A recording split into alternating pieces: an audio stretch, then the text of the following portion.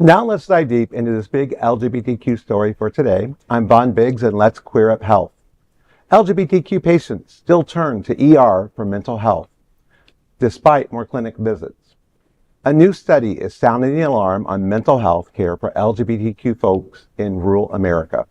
Researchers from the Geisinger Health System analyzed 5 years of patient data and found LGBTQ people, especially transgender and non-binary youth, face staggering rates of depression and suicidality, even though they access outpatient care more often than straight cisgender peers.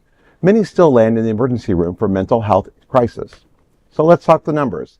Among transgender minors, 59% were diagnosed with major depression, compared to just 12.4% of their non-LGBTQ peers. 8.5% ended up in the ER for suicidal thoughts, 6 times the control group's rate. The study concludes, quote, "These findings suggest that outpatient care may fall short in addressing underlying mental health needs of LGBTQ individuals," end quote.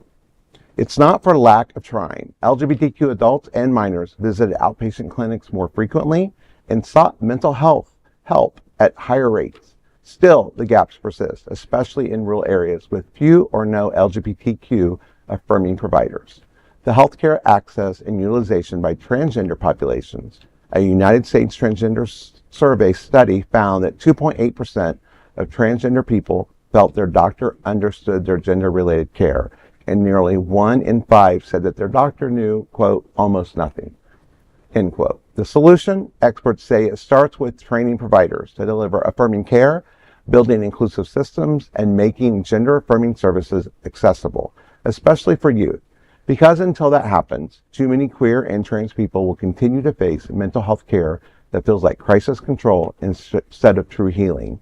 You know, we talked recently about, the cut of Pound 3 from the crisis hotline that, our LGBTQ youth does not have access to any longer. And we've always talked about how the LGBT community suffers when it comes to mental health issues. But this new study is a wake-up call. Despite more LGBTQ folks, especially youth, seeking help, the system is still failing them. And when outpatient care doesn't meet their needs, the ER becomes the last resort. That's not mental health care, that's damage control. The numbers speak volumes. Let's pause on that stat. 59% of transgender minors are diagnosed with major depression.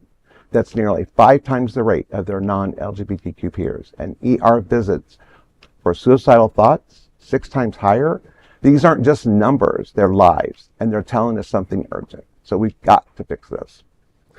I mean, speaking from personal experience, the ER was the only thing that I thought I could go to because I didn't have the support at home, and I knew my doctor didn't understand.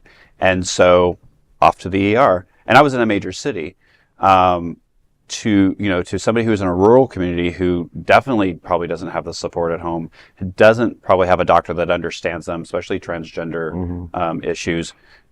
The ER, unfortunately, in this case, seems like the only help. And, if that is unfortunately the only help they have at the moment, I'm glad that they're taking it. But I do agree, not only do doctors and healthcare people in general need to have more education.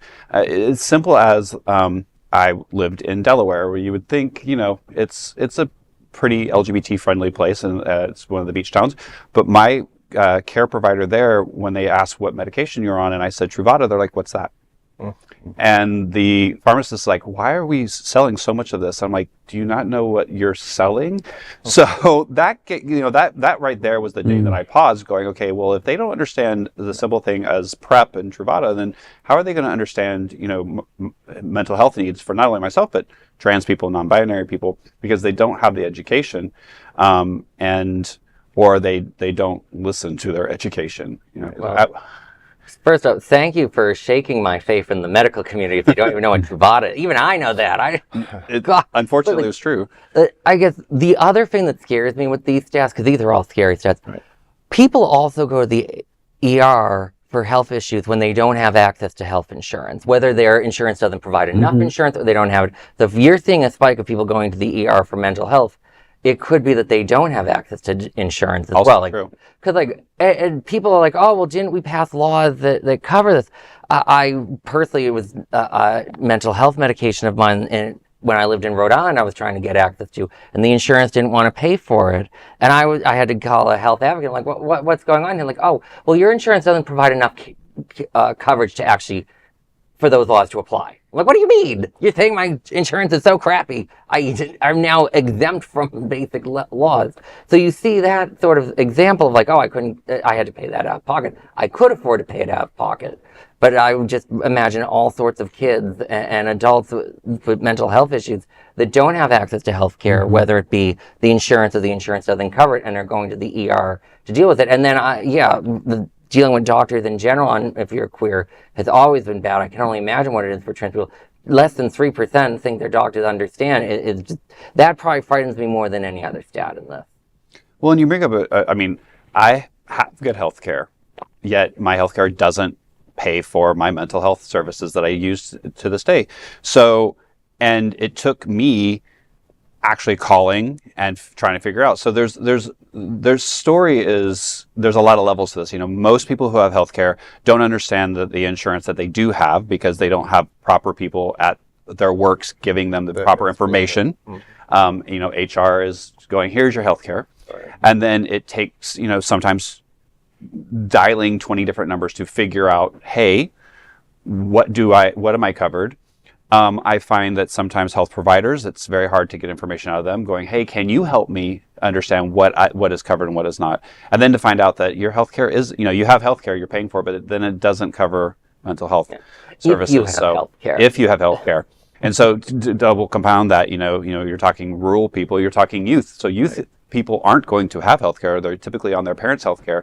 And how many of you, when you were a child, said, hey, mom and dad, what does my healthcare right? What does your health care cover on me?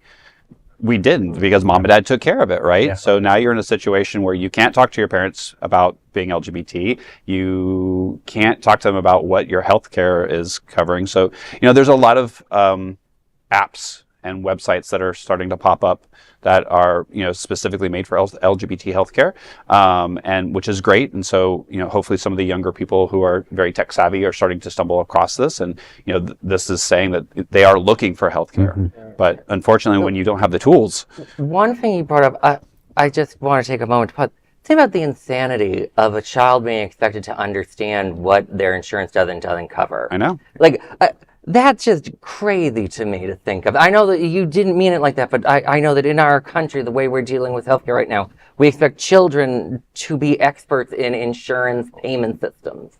Well, they expect adults to be too. Think about it. They go through and people keep the same insurance, plan. You think Medicare, and they go, I'm keeping the same plan, but they don't realize that in that same plan that there were changes when the new year rolled around, and they don't know what they lost because of that. Exactly. Yeah. Well, that is a big LGBTQ story for today. There is no other queer nonprofit media platform like this in the entire world. Support our LGBTQ stories by subscribing and sharing Queer News Tonight.